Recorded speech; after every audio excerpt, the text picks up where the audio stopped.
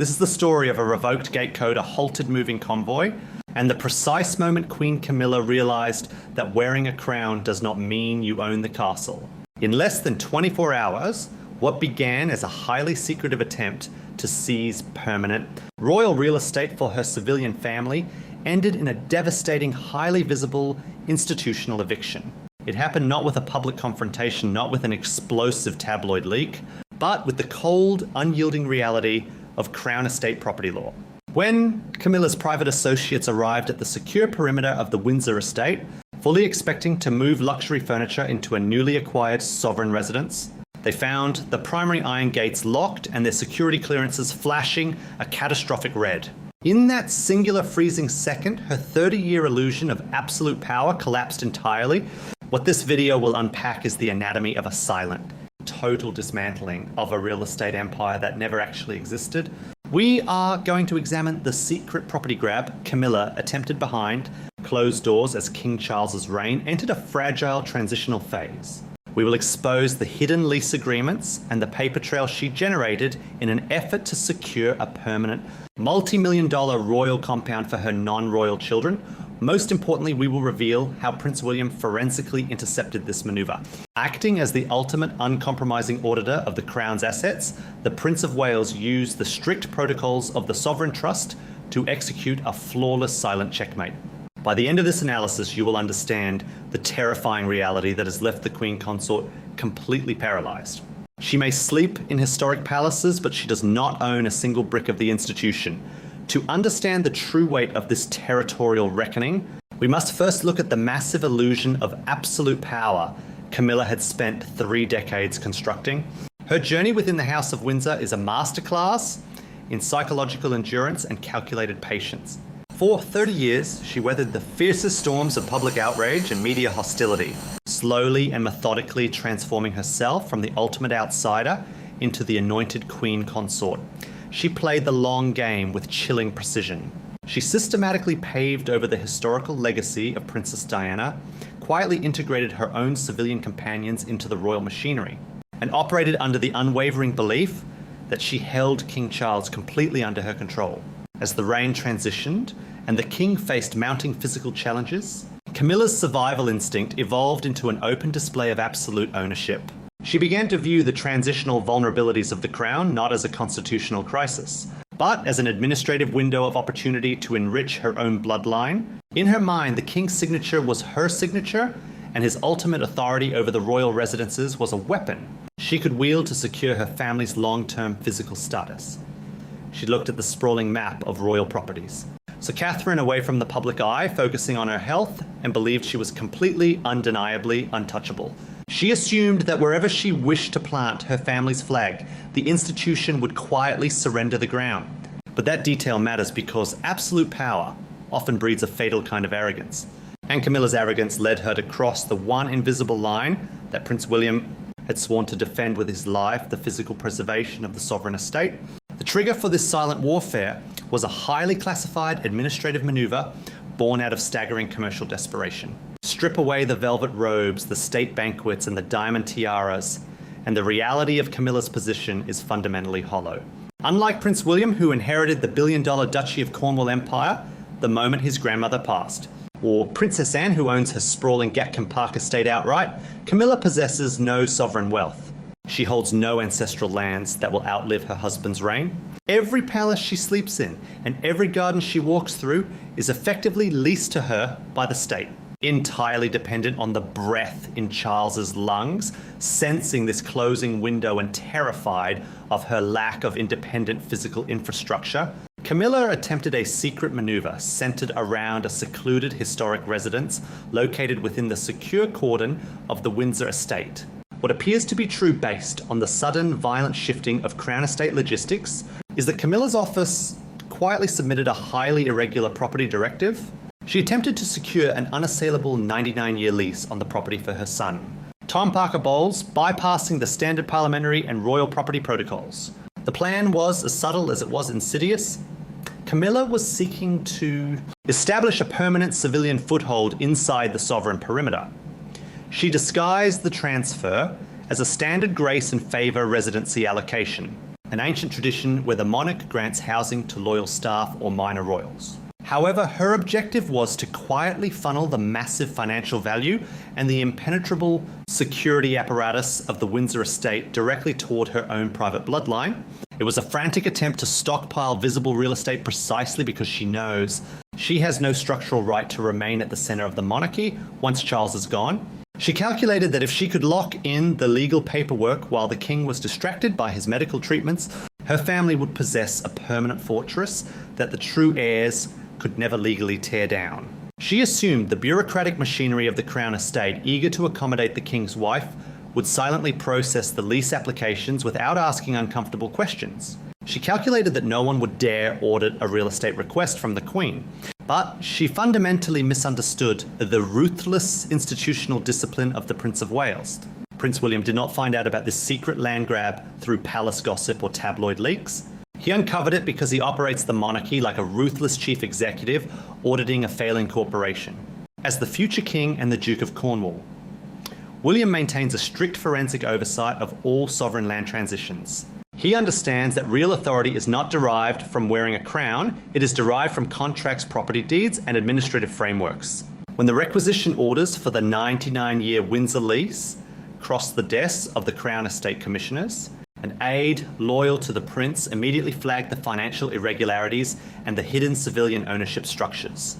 What William discovered was a staggering exploitation of protocol. Camilla was utilizing a grey area in the king's domestic authority to quietly convert priceless sovereign heritage into private housing for a civilian family. It was a direct insult to the uncomplaining sacrifice of the working royals, who view the estates not as personal property, but as historic trusts to be preserved for the nation. William realized that if this precedent was allowed to stand, Camilla would successfully strip mine the physical geography of the monarchy to build a real estate portfolio for her non-royal children. The response from the true heir was a masterclass in weaponized restraint and absolute institutional coldness. William did not stage a dramatic intervention. He did not confront Camilla in the private dining rooms of Buckingham Palace. He did not run to the press to air the family grievances. He understood that in the high-stakes theatre of royal warfare, a public shouting match weakens the brand, but a silent administrative execution destroys the opponent permanently. He allowed the illusion of her success to continue just long enough for the trap to be inescapable. He let Camilla's camp finalize the interior design blueprints for the Windsor residence. He let her son hire the luxury logistics teams and schedule the moving dates. He let her believe that her ultimate territorial triumph was completely secure, and that the Parker Bowles family was finally permanently embedded into the physical architecture of the Windsor dynasty. And then the invisible hand of the future king moved. Utilizing his absolute leverage as the primary stakeholder of the sovereign trust, William initiated a brutal, comprehensive corporate freeze. He did not simply deny the specific lease application, he invoked a strict, uncompromising Crown Estate preservation protocol. This unappealable administrative directive explicitly forbids the granting of long-term sovereign leases to any civilian entity that does not perform full-time constitutional duties for the state. The property ledgers were locked, the digital gate codes for the Windsor secure perimeter were wiped and reset. What looked like a routine security update was actually a total dismantling of Camilla's real estate empire. When the moving trucks carrying her family's luxury furnishings arrived at the Windsor gates on the morning of the planned transition, the reality of her defeat was laid bare in black and white. The security officers at the primary checkpoint respectfully but firmly informed the logistics team that the property transfer had been marked as unauthorized. The gates remained sealed. The invisible red carpet to permanent royal wealth was rolled up and locked away. The realization hit Camilla with the force of a physical blow. The prestige, the land, the real economic power of the monarchy, it all belongs to William and the state. She cannot secure a single acre of sovereign soil without his explicit permission. Trapped, deeply humiliated, and realizing that her family had just been publicly evicted from the royal perimeter before they even unpacked a single box, Camilla sat in her private apartments. In a state of absolute desperation, she reached for the secure telephone line and dialed King Charles, expecting the man who had fought for her for 30 years to override his son and save her from the cold fury of the true heir. The phone call from Camilla to King Charles was supposed to be the moment the monarch stepped in to crush the administrative rebellion and restore her territorial ambitions. For over 30 years, Charles had been her ultimate shield against the establishment. He had torn apart his first marriage, defied the late Queen Elizabeth II, and risked the very survival of the British monarchy to ensure that Camilla would one day occupy the throne room by his side. In her panic, as the reality of Prince William's brutal real estate checkmate set in, she expected that same unconditional protection. She expected the king to pick up the secure line, summon the Crown Estate Commissioners to his study, and demand an overriding royal decree to force the Windsor gates open and reinstate her son's 99-year lease. But what she received instead was the most devastating psychological blow of her entire royal life. When Charles answered the phone, he listened to the frantic demands of his wife. He heard the humiliation in her voice as she explained that the property ledgers had been locked, that the moving trucks had been publicly turned away by security, and that uncompromising estate protocols had been weaponized against her family's future. And then there was silence. It was not a silence of contemplation, but the heavy, suffocating silence of a man who suddenly realizes the definitive limits of his own authority. Charles did not rage against his heir. He did not promise to call the estate managers to fix it. Instead, in a quiet, defeated tone, he told her there was absolutely nothing he could do. That is the exact moment the illusion of absolute power shattered permanently. Camilla realized that her husband's profound love did not equate to institutional protection. To understand why Charles refused to save her grand real estate strategy, we have to look at the cold, hard mechanics of royal survival. Charles is deeply aware that his reign is transitional and fragile, and he knows that the physical properties of the crown are the absolute bedrock of the monarchy's public trust. The crown estate is not the private property of the king to be handed out as party favors. It is a sovereign trust audited by Parliament and rigorously protected by law. To publicly override his son and explicitly violate the strict preservation protocols just to secure a multi-million-dollar compound for his stepson would be an unmitigated disaster. William had brilliantly framed the lease cancellation not as a personal vendetta against Camilla, but as a rigid administrative adherence to financial and historical integrity. If Charles intervened to force the Crown Estate to hand over prime Windsor real estate to a civilian family against the advice of his own financial auditors, he would look incredibly corrupt, weak, and profoundly out of touch with his duty to protect the nation's heritage. Faced with the choice between protecting Camilla's real estate ambition and preserving the untainted dignity of his own reign, Charles chose the crown. This brings us to the staggering reality of Camilla's commercial and territorial desperation. The public often assumes that because she wears the Queen's crown, she possesses the Queen's unshakable ownership over the royal palaces. Nothing could be further from the truth. The brutal reality that William's forensic audit exposed is that Camilla actually owns absolutely nothing. The priceless historical fortresses of the British monarchy belong to the state and the sovereign trust heavily guarded by the heirs of the bloodline. Camilla's access to these properties is essentially leased, entirely dependent on her proximity to the reigning king. Her desperate push to hijack the Windsor residence was never just about finding a nice country house for her son. It was a frantic attempt to stockpile visible historical influence and physical security precisely because she possesses no structural power behind the scenes. She knows she is a civilian consort operating on borrowed time. If Charles passes, or if his health forces a permanent regency, Camilla knows she has no ancestral wealth or constitutional right to remain at the center of the monarchy. As a dowager queen, her living arrangements will be entirely dictated by King William. He will decide which minor property she is permitted to inhabit and what level of security she is granted. She was trying to use the chaotic transition of the reign to build a permanent physical fortress. That William could not tear down, but the property audit proved her total vulnerability. She is merely a high-status tenant of the throne, operating on a strictly monitored allowance, completely at the mercy of the landlord she once tried to outmaneuver. This structural realignment is profoundly evident in how Catherine, the Princess of Wales, quietly holds the institutional future. While Camilla was reduced to fighting covert, humiliating battles over suspended leases and locked iron gates, Catherine effortlessly secures the ultimate territorial legacy of the monarchy. Nature abhors a vacuum, and power in the royal family never simply disappears, it is redistributed.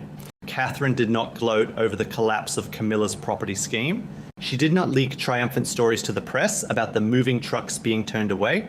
Her execution of power is entirely visual, elevated, and devastatingly precise. Just days after the Windsor lease debacle, Catherine hosted a major high-profile garden party on the sprawling lawns of Buckingham Palace. The world was watching, waiting for a sign of internal palace friction. Instead, Catherine emerged, radiating absolute unshakable authority. She moved across the sovereign grounds not like a guest, but like the undeniable owner of the estate. She did not need to scheme for access or manipulate property commissioners to secure her footprint. The wealth, the lands, and the future of the crown belonged to her and her children by absolute right. Every time Catherine steps out onto the terraces of the royal palaces, serving as a walking, breathing reminder of William's impenetrable bloodline, she demonstrates exactly who holds the keys to the kingdom. The contrast could not have been more brutal for the viewing public and for Camilla. Here was Catherine effortlessly commanding the sovereign territory by absolute right, while Camilla watched from the periphery, her unearned real estate grab quietly bleeding out in the shadows. Following this devastating checkmate, subtle administrative shifts began sweeping through the royal residences. Palace staff, taking their cues from the new centre of gravity established by Williams, quietly executed a series of protocol corrections. The access codes to the primary Crown estate planning ledgers were updated, explicitly requiring dual authorisation from the Prince of Wales for any future property allocations within the secure royal cordons. The side doors to the royal real estate machinery were bolted shut. It is a daily, inescapable reminder to Camilla that she may occupy the highest social position in the land, but she will never be permitted to exploit the physical geography of the institution. What this story ultimately reveals is the profound evolution of Prince William. He is no longer just the grieving son walking behind a coffin, nor is he merely a dutiful heir waiting his turn. He has become a ruthless, hyper-competent architect of royal survival. He understands that the monarchy is a business, a brand, and a continuous historical thread tied directly to the land.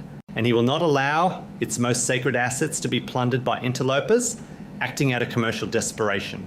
Camilla thought she was playing a game of territorial dominance, but William was playing a game of institutional preservation. He let her reach the very height of her arrogance, let her broadcast her property intentions to her inner circle. And then he simply pulled the administrative floor out from under her.